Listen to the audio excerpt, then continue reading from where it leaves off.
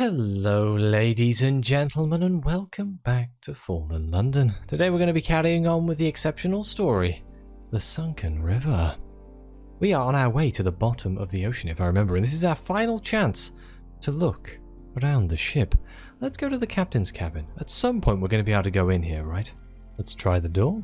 Her cabin is deserted, and a gentle yank with a screwdriver is all it takes to get you in.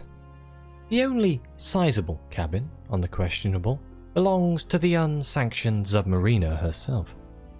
Wood panelling conceals the metal structure beneath. A niche with a cot and a small desk fill the space quite thoroughly. The cramped space would not befit the captain of a surface vessel, but on a submarine, one makes do. And this is the cleanest, most organized place in the vessel. If you shut the door, the raucous noise of the ship is barely audible, and no one can tell you're in here, snooping. We have two options. We can rummage through the captain's personal effects. Are you curious about who she is, truly? Or we can look through the maps on her desk. The information the Commodore wants must be here, somewhere. Start with rummaging through her personal effects. Behind her cot, there is a little shelf, tightly packed with books, journals and old logs written in French. Reading them, you can trace the submariner's visits to this heart of the Z back as far as 20 years ago. But the bulk of the reading matter is literature, chapbooks of nocturnal poetry, a few popular dime novels, including The She-Devil, The Washerwoman, and The Z. A well-loved second edition of Les Miserables. When you crack it open, something falls out. An old telegram, pressed between the pages of the heavy book like a flower. The return address is somewhere in Saint-Nazaire. The message is short. She is gone. She did not suffer. Write back when you can. It is addressed to a house on Artillery Road in London. You pocket it just as a bell starts tolling from the bridge. Can I go back in there? A pirate's sanctum? Ah yes, I can look through the maps on her desk. The information the Commodore wants. The submariner's charts trace the breadth of the Unterzee, above and below the waterline. Visage, the Isle of Cats, De Hout, the Empire of Hands, even Saviour's Rock and Nook. You flip through them, looking for one that shows your present route. There! Not one chart exactly, but two. A chart of the Z floor and a chart of the Z's surface, drawn on transfer paper, so the two can be overlaid. Put together, they show the relationship between Geiger's Morn, the pirate stronghold at the center of the Z, and the sea's darker, deeper heart. On the map, it's depicted as a pool of red ink, where the Red River, the Sunken River, comes to rest. The bell tolls from the bridge. You have just enough time to fold up the chart and hide it in an inside pocket. Do you not think she's going to notice that we just stole her chart? I think she might. Okay, well, let's we go to first mate on deck? I've talked to everyone up here, haven't I? Is there anything I can do in the engine room? Let's still just examine the engines. The mess hall, let's gamble. Oh, wait, I can join the captain for a drink. Though you'd be the only one. Some kind of mood has taken her, and the sailors know to give her a wide berth. We'll give it a go. Sitting across from her is met with a good, long glare. Perhaps she intends to split you open like she did the thing wearing the helmsman's skin. Perhaps she's simply testing to see if you give up and go away. When she eventually speaks, it is with a deep wariness. We have voyaged to the heart of the Z many times, in pursuit of rubies and other matters. I am positive that this is where I last saw the real helmsman. Ever since then, there have been odd happenings on board. Sabotage. Small things at first. Just enough to let me know that someone in my crew wasn't themselves. She stares into the dregs of her drink.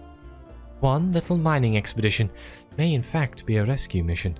That Zayla may still be alive. At the end of this river. Okay, now I'm gonna gamble.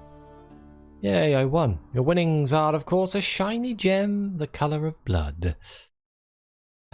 Is there nothing else I can do here? I guess I could try and speak to the bosun again. Say where are you from? I feel like we've gone through all of these things. Wait, what was that? Was there something new on the lady down here? No. Nothing has changed with the cold, tepid, and simmering, which is kind of interesting. I was expecting that to change depending on choices we made. Let's try to speaking to the navigator. We've done that one before. Let's just gamble a few times, I guess. There we go. Let's join the officers on the bridge. You must be very nearly at your destination. Nearly there, the submariner says. Her voice carries no mirth. Whatever joy she has in reaching her destination is tempered with dread. Will you do us the honour of piloting again? The bosun skitters aside to give you the ship. Steady as she goes, he says. Ahead to the heart. We are close, and these waters are deadly. He does not elaborate on why. Oh no. Throughout much of its journey, the submarine has been surrounded by kelp forests and narrow defiles. But here, at its centre, the bottom of the Z is a vast concavity into which the blood of the mountain drains. Obstructions to the ship's line of sight fall away. You are nearing your destination. Through porthole and periscope, you can see the river beneath you. Ahead, there is a vague red shape in the water. The motherlode of rubies. Above and around you is only dark water. Okay, so... Ooh, I have no idea what that ability is. Cathonsophy? I don't know what that is. Interesting. So I guess we're stuck to either keep close to the river, it's the only landmark in the blasted, empty Z floor, or we can start a Z shanty. Let's go, can I go Z shanty? That's just fantastic idea. 76% chance? Let's try it. A little less fearful. It's hard to stay in tune. Your own voice comes off distorted and uncanny, echoing in this pressurized coffin. But the bosun, bless him, joins in on the second bar, and soon a round is moving through the crew. Red movement on the portholes again, crapping against the hull again. You are once more surrounded by Z-beasts. Let's keep singing. We succeeded again. The gunner's knuckles turn white as she grips her seat, vibrating with anticipation. But she doesn't ask permission to fire. Did the captain forbid her? And one more time. Voices rattle the hull. The scarlet children of the Z are singing. You can't make out the tune. It's a low, distorted lullaby. And the words are in French. Interesting. Let's reach the heart of the Z. A great mound of clotted blood. A miniature mountain beneath the black water. And where the river meets it, a cave mouth. You are tantalizingly close now. Full stop, the captain orders. We'll proceed with bathyspheres and skiffs. The singing, the rapping, the tearing and gnawing at the hull, it's all getting louder. It's drowning out her words. Quickly, we are not welcome here this time. Ear-splitting noise rocks the ship. The hull is breached. The sinking of the SS questionable, Your ears are still ringing. An explosion? No, an implosion. A section of the hull has failed. The fall in the officers' faces is immediate, almost synchronized. Everyone knows what this kind of noise means. The ship is dead, sinking already. Only escape remains. Let's cling to the helm. The ship is shaking violently. You can't rise from your post. All hands prepare to abandon ship.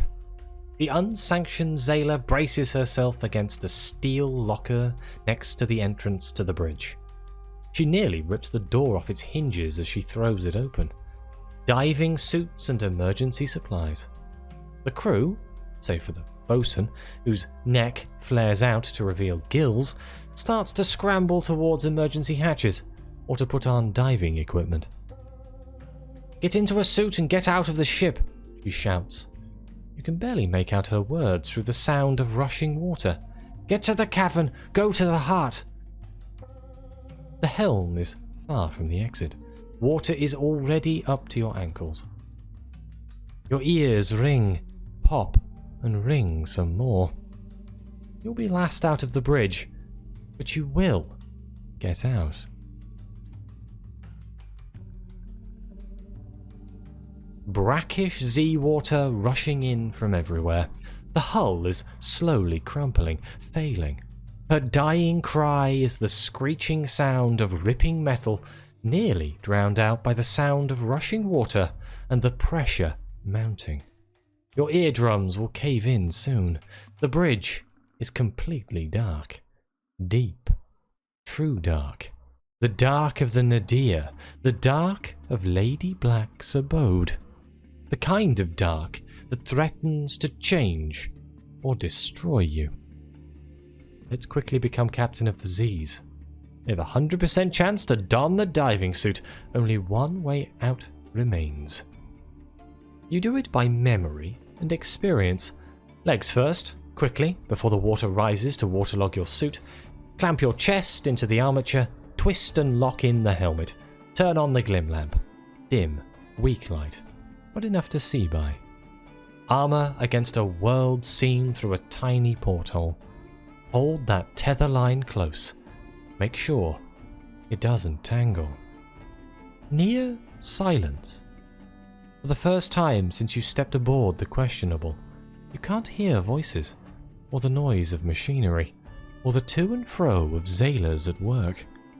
Only the noise of rushing water, muffled by the diving helmet.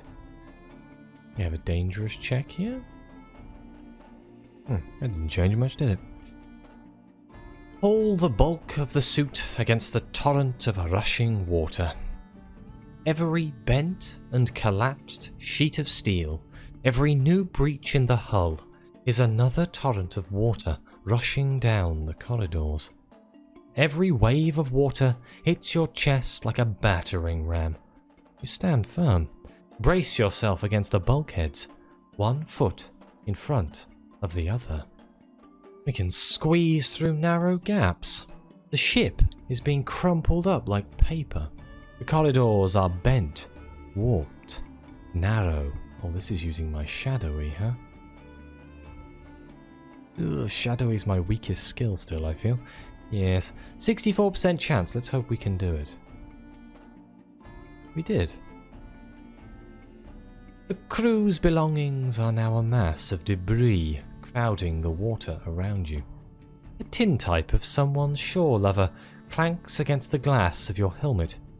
Each bulkhead is narrower than the last, more distorted by the violent pressure of the water. The bulk of your suit is prone to getting caught. One encounter with something sharp could spell doom. You slowly navigate each opening, twisting your body inside the suit. Keep it safe. Not far before the airlock now.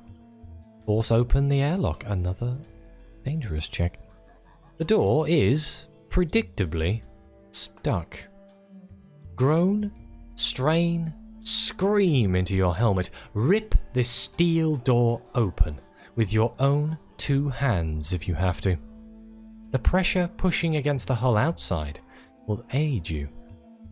There, a crack, and the door is thrown open with such force that you are knocked backwards. No time to think. Drop your diving weights and swim into the oncoming torrent of water. Out of the ship. You did not go down with the ship. At the heart of the Z, where the mountain's blood collects, something vast and clotted grows. From the bridge of the ship, it looked like an indistinct red mass glimpsed through dark water in the distance. Up close, it is the spitting image of the mountain above, only red and lightless. A bloodied imprint of something greater. The base of the red hulk, the cave mouth, your only plausible destination. Let's swim on. The water is still and quiet, and warm as you approach the cave mouth. When you get close enough, the dim beam from your glim lamp meets a shimmer. The surface of water seen from beneath. An air pocket in the cavern. You see no bodies in the water. Did the crew make it inside? Even through the diving suit, you can feel the warmth of the water. Even without the ballast, swimming in this bulky suit is difficult. You're not quite neutrally buoyant. When the mouth of the cave is very nearly at arm's length, you feel a yank. The airline, your tether to the questionable, your lifeline, must have snagged on something behind you, in the dark. You can go no further. I guess we have to cut the cord. The tether that connects you to the dying submarine has served its purpose, but it's not long enough to reach the cavern mouth. The simple kit attached to the diving suit contains little, and you've shed most of it, but it does have a diving knife. Deep breath, then one sure slice. The tether line goes flying away from you, spraying sputtering air bubbles as it goes. You unhook your helmet. Pressure, water, darkness. Hold the glim lamp in one hand. The clotted heart of the Z isn't far. This close to the cavern, the waters of the Z are the temperature of a hot bath. In this dark, drowned space, instinct is all that remains. The boundaries of your body dissolve. The water is just as warm as you are. Below you is the mountain's blood, pooling into a crimson lake at the bottom of the Z. It calls to your own blood. If you let yourself sink, its unrestricted vitality would seize you. Let's enter the cavern, down the cave mouth and then up, towards that shimmering wall, towards that pocket of air at the bottom of the Z. Is there oxygen down here? Do you need oxygen? In the chambers of this vital, hidden cavern? If the Z has a heart, it's here. A crimson beast nestled at the base of the spires of the Corsair's forest. But this life-giving heart is an accident, a mistake, an outpouring, the outpouring of a wound. This place is a clot at the bottom of the Z. Does the mountain know? Does the mountain's pain extend to here, this far down? The air is humid and sweltering hot. A diffuse, weak red light illuminates the space. A maze of caverns. The walls are red. Red, red, red. Scarlet. Getting a theme here. So we can either search the tunnels, or a red bounty. Should I try to search for the crew first? Red and darkness everywhere. I need watchful, hang on. Only 40% chance to find them, good lord. Red and darkness everywhere, a maze of twisting passages, atria and ventricles and a vast heart. It does not beat, but it does hum. Let's see if we can find them. We failed? The halves of broken pickaxes. Empty tins of eels. People have been here. Not just since the wreck of the questionable. Before, on several occasions. How many times did the Zubmariner make this voyage? If we can find them again. 47% chance? Failed again? Let's try again. Greet a group of crewmen. At last, 7 or 8 beleaguered sailors. The veterans in this crew seem relatively at home in these tunnels, but navigating them is hardly easy. A midshipman offers you a can of tinned eels and the last dregs of his gin. "We must be tacking in the right direction," one of them says, pointing into one of the twisting tunnels. "One of the boys thinks he heard the bosun skittering down that way." Can I continue searching? I can. Let's see if we can find some more. The monochromatic light, unevenly cast by some glow from within the red stone. The hard crystalline surfaces that suffer no scratches or marks. This is a poor environment to track someone, but desperation and madness give rise to a profound attention. You start to see details. The spatter of water left by muddy boots. The slight disturbance in the air. You are nearing someone. Try again. We failed. Good lord. Reunite with the bosun. In this place, his many-limbed figure is a familiar comfort.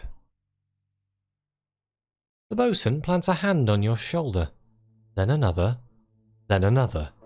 For a moment, it looks as though he's about to embrace you. "I'm glad to see you again. We were working on the assumption you were dead."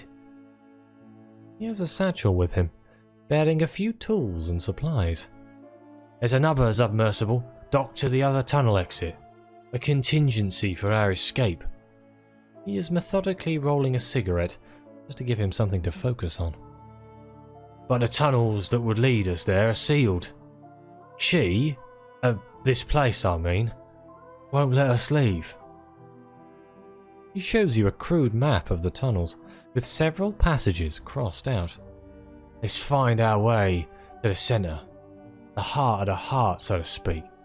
We might very well run into our captain. She should have a way out." Okay, let's keep searching. Maybe I should do the other option just to see what it does.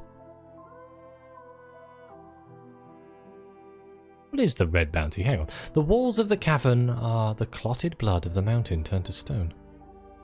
Oh, I can dig up some rubies. Did I try? They are encrusted with rubies.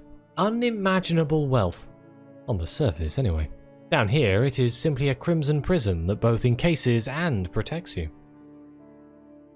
Let's dig up some rubies. You have no proper tools, but you might as well try to extricate what you can. Money.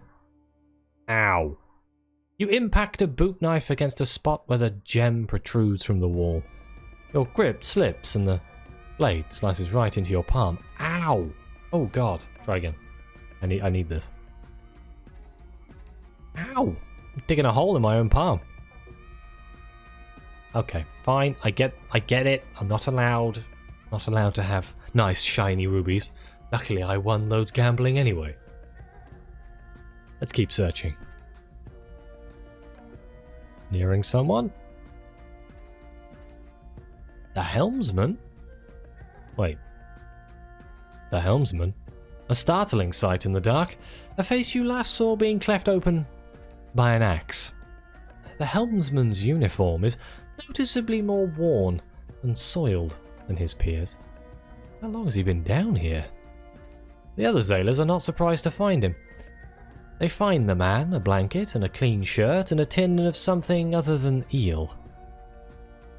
"Every copy needs a template," says the bosun. "We should keep moving. We must find the captain." if we can find the captain.